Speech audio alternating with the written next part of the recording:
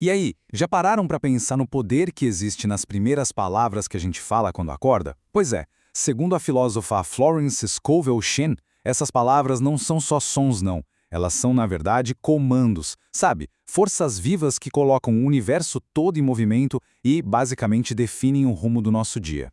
Pois é, essa é a grande questão que a gente vai explorar aqui. A ideia de que a vida não simplesmente acontece com a gente, sabe? Ela, na verdade, responde à autoridade que a gente expressa. Nossas palavras, elas não são sussurros no vazio, não. Elas são verdadeiros decretos espirituais que acabam moldando cada encontro, cada resultado. Então, bora mergulhar nisso. Olha só, o que a gente vai fazer aqui é uma jornada bem transformadora. A gente vai sair daquele estado de impotência, sabe? Aquele em que muita gente já acorda se sentindo derrotada, para um estado de criação consciente. Um lugar onde cada manhã vira uma chance real de comandar a própria realidade. Então, vamos começar com uma experiência que, olha, é bem comum para muita gente. O tal do despertar aprisionado. Sabe aquela sensação de abrir os olhos e... pronto, já senti todo o peso dos problemas de ontem caindo em cima? Acreditando que a vida não vai mudar e que a gente é só vítima das circunstâncias? Agora, o que é bem interessante de notar aqui é o contraste. De um lado, está o despertar reativo, sabe? Aquele com o coração pesado, o sentimento de que não dá para fazer nada.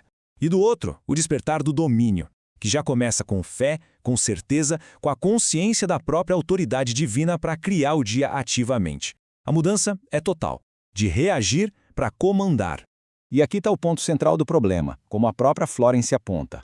Os maiores obstáculos não estão lá fora, eles estão dentro da gente. São a dúvida e o medo.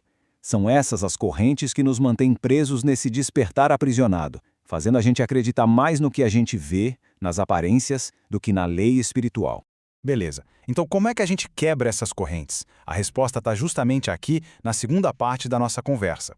A gente precisa descobrir o poder criativo da nossa própria fala. A grande virada de chave do problema para a solução é entender que as nossas palavras são forças ativas, não passivas.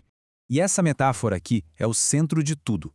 Pensa bem, uma varinha mágica, ela não implora, ela não fica esperando, ela direciona, com certeza absoluta.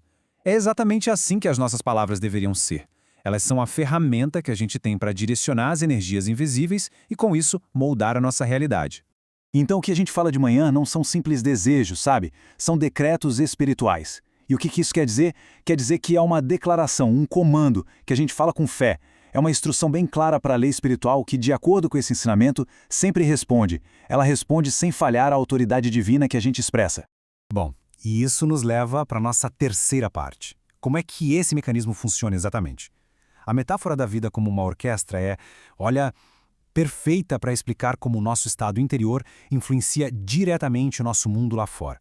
Imagina um mundo assim, ó, uma orquestra gigante, cheia de instrumentos, energias, possibilidades, todos eles ali, só esperando uma direção, sabe? Uma partitura para seguir. As oportunidades, as pessoas, as circunstâncias, tá tudo ali prontinho para começar a tocar. E essa é a pergunta crucial, né? No meio dessa orquestra imensa, cheia de potencial, quem é que segura a batuta? Quem é que decide qual música vai ser tocada hoje? Vai ser uma música de caos ou uma de harmonia? E a resposta é cada um de nós. A gente é o maestro.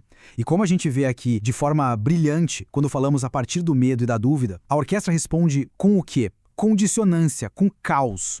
Mas, quando a gente fala com fé e com autoridade, ela responde com harmonia, com um tempo perfeito, com uma música divina que literalmente dobra a realidade a nosso favor. Ok, a gente entendeu a filosofia por trás de tudo. Mas e na prática? Como é que a gente aplica isso? Bom, agora a gente vai para a parte 4, onde a gente transforma a teoria em ação, com os passos práticos para comandar amanhã. Olha só, aqui tem um roteiro bem claro. Começa com a postura física, uma postura de domínio. Depois, a respiração consciente, para limpar a mente. Em seguida, a declaração firme da verdade, a visualização poderosa do sucesso já acontecendo. E por fim, para selar tudo, a gratidão, que é a forma mais alta de fé. E aqui a gente tem exemplos bem concretos de decretos. Presta atenção na linguagem. Não é eu gostaria ou eu peço, é eu comando, eu sou, a ordem divina está estabelecida. São declarações de uma realidade que já existe no plano espiritual e que a gente está, com nossa palavra, trazendo para o plano material. Então, o ponto crucial é o seguinte: a prática não termina com a palavra falada, não. Ela continua com a ação, com a atitude. Se preparar para o bem que foi pedido, agindo como se já fosse realidade. É isso que demonstra a fé inabalável que a lei espiritual precisa para poder se manifestar. Finalmente, a gente chega à quinta e última parte. Qual é o resultado final dessa prática diária? É simples: viver uma vida que se desenrola em perfeita harmonia com um plano maior, um plano perfeito. A ideia aqui não é que a gente está tentando forçar alguma coisa ou criar algo do zero, não. A gente está se alinhando com um design divino que já existe para cada um de nós, um padrão perfeito de sucesso, de harmonia. Os decretos da manhã são a ferramenta que a gente usa para sintonizar a nossa frequência com a frequência desse plano. Olha só esse gráfico.